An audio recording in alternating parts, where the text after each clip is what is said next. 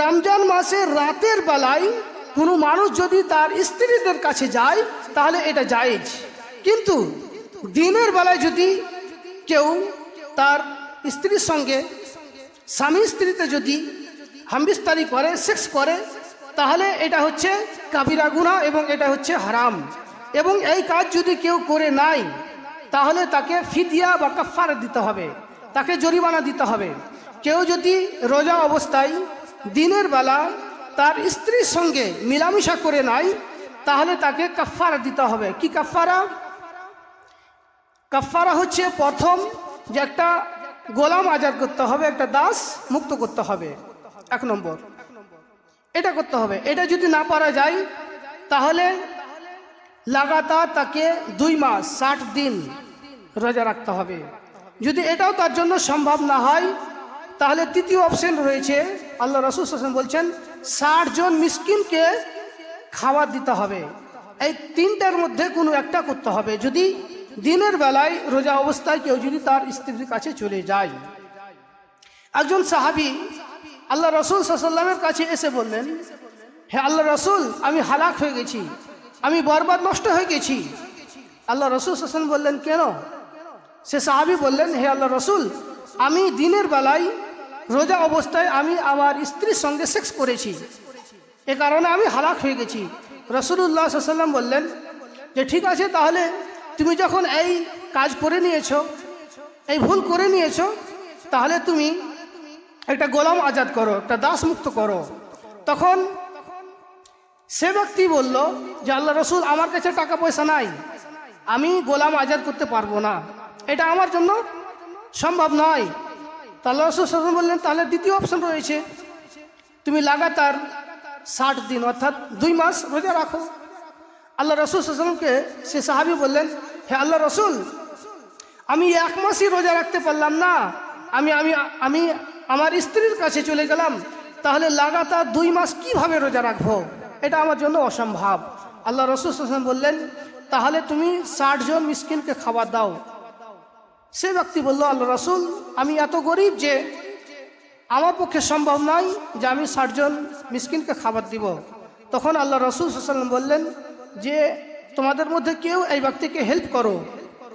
তখন আল্লাহ রাসূল সাল্লাল্লাহু আলাইহি ওয়াসাল্লাম সেই ব্যক্তিকে একটা টকরি বা একটা ডালিতে খেজুর দিয়ে দিলেন এবং বললেন যে তুমি তোমার পাড়া প্রতিবেশীকে এই খেজুরটি বিলিয়ে দাও, দিয়ে দাও।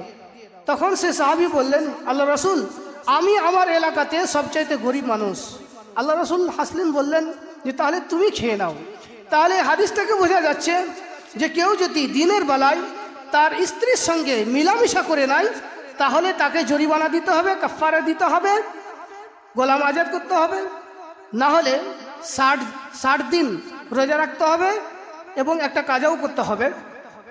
তার সাথে সাথে কি করতে হবে? না হলে 60 জন ব্যক্তিকে খাওয়াতে হবে, 60 জন মিসকিন ব্যক্তিকে খাবার দিতে হবে, তাহলে আপনার কাফারা মিটে যাবে। কিন্তু কোনো মানুষ যদি ডাইরেক্ট তার স্ত্রীর সঙ্গে সেক্স না করে যদি তাকে জড়িয়ে ধরে, কিস করে, তাহলে এটা জায়েজ রয়েছে, এটা রোজাও ভাঙবে না বা উজু ভাঙবে না। বুখারীর হাদিসে বর্ণনা রয়েছে যে কানা নবী সাল্লাল্লাহু আলাইহি ওয়াসাল্লাম ইউকাব্বিলু ওয়া ইউবাসিরু ওয়া হুয়া সাইম। আল্লাহ রাসূল সাল্লাল্লাহু আলাইহি ওয়াসাল্লাম রোজা অবস্থায় তার স্ত্রীকে জড়িয়ে ধরতেন এবং চুমো খেতেন, এটা বুখারীর হাদিস। এবং অন্য একটা হাদিসে আছে আল্লাহ রাসূল সাল্লাল্লাহু আলাইহি ওয়াসাল্লাম তিনি বলেন, আয়েশা রাদিয়াল্লাহু তাআলা আনহা এই হাদিসের রাবি বর্ণনাকারী, কাব্বালা বাদ নিসাইহি, আল্লাহ রাসূল সাল্লাল্লাহু আলাইহি ওয়াসাল্লাম তার স্ত্রীদের মধ্যে কোনো একজনকে রোজা অবস্থায় কি করলেন? চুমো খেলেন। সুম্মা ইয়াখরুজু ইলা সালাত, এবং নামাজ পড়তে গেলেন, ওয়ালা ইয়াতাওয়াজ্জাহ, এবং ওযু করলেন না। এটাও হাদিস সহিহ।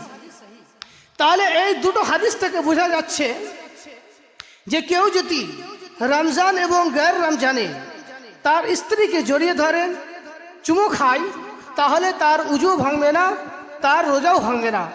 এগুলো সেই হাদিস দ্বারা প্রমাণিত।